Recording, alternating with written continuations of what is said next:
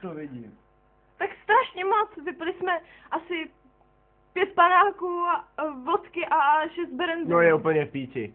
No a jako co? Já prostě chlastám, víš, jako šukám, chlastám, hulím a tak co, víš co, mám Fajn. prostě jako dobrý život. To je fakt fajn.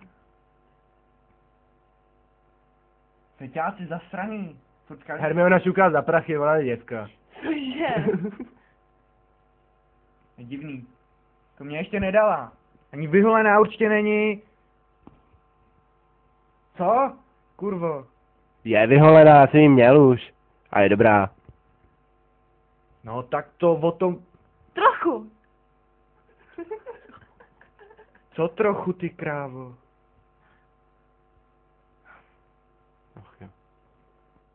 Jsi nedala dávku, tak jsi celá zas pomatená, ne? Máš depilovanou... Dobrý prachy. Jsi zase mrdala z brumbál v kabinetě, viď, že jo? Přiznej se, ty děvko jedna zasraná. Dělej, přiznej se. No a co, dobře platí.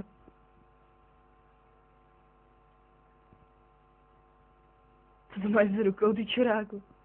Nic, co bys s ním měl? Nekoukej na mě. Ne, nemám si nic. Jsi zase honil, co? A co? Sperma je zdravý. Jestli nechceš, tak ti ho dám volízat. Harry se ho pořád honí, vole, večer ho slyším vždycky, jak mu to tam laská pod peřinou. Ty čuráku, nehoním. Aspoň kdybyste chtěli zaplatit. Tak bych možná jako... No a co? Ty jsi děvka.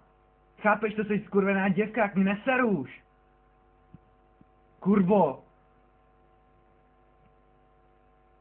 Si aspoň vydělám. Jdi do prdele.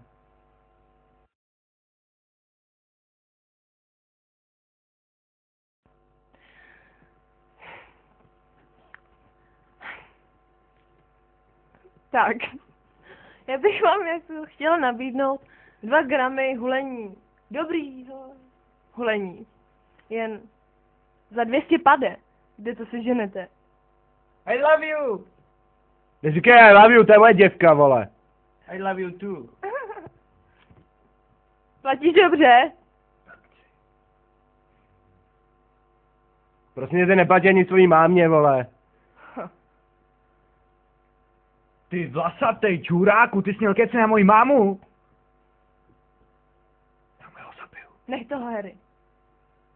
Hele, hulíš každému čuráka.